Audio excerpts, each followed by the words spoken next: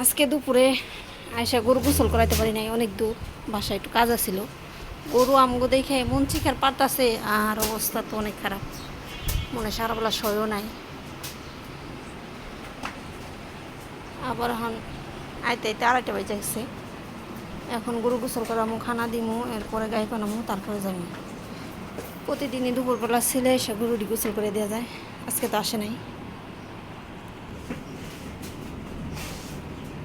গোবর পরিষ্কার করা লাগবো। চাইরাই ঘাস আছে, ঘাস তো সুন্দর করে খাই ফেলাইছে, নাই পরিষ্কার। দেখি তোমার চাইরা পরিষ্কার। ও কিছু সাবরা আছে, লাগে উঠাই লই। কি দিয়ে উঠাও সাববি? দেখি এরকম করবো না, দেখি কিসের মধ্যে উঠামু।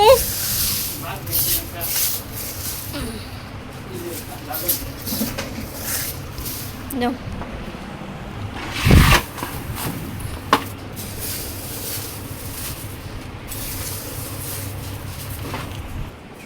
গরুগুলো যদি বাসায় থাকতো, দেখা যায় যত কাজই থাকতো আর ফাঁকে গরু করে একজন না একজন ঢুকতামই, পরিষ্কার করে দিতাম। গরু শুইতেও পারতো, দুপুরবেলা পানি দিতাম, পানিও খাইতো। এখন তো শুইতেও পারে নাই মনে হয়, আবার পানিও খায় নাই। ছেলে গোবর পরিষ্কার করতেছে, আমি চাইরাটি পরিষ্কার করতেছি।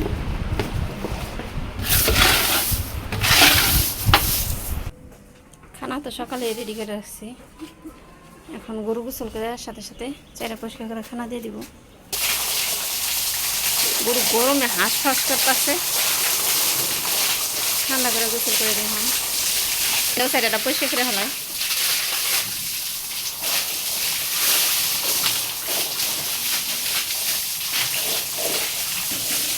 আগে গরুর নেজটা দিয়ে দিলে কি, নেজ বেড়াবেড়ি করলে মুখে চুকে যাইব না ময়লা, এখানে আগে গরুর নেজটা দিয়ে দিতেছি, তারপরে পুরো শরীর।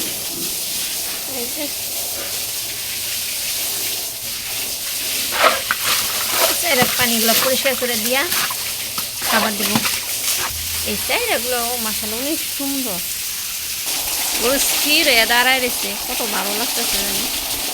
গরম 12টা বাজে গোসল করা, এখন বেজে গেছে 3:30।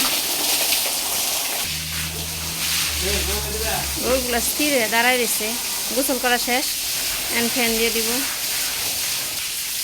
ধন্যবাদ সবাইকে আমাদের ভিডিওটা দেখার জন্য।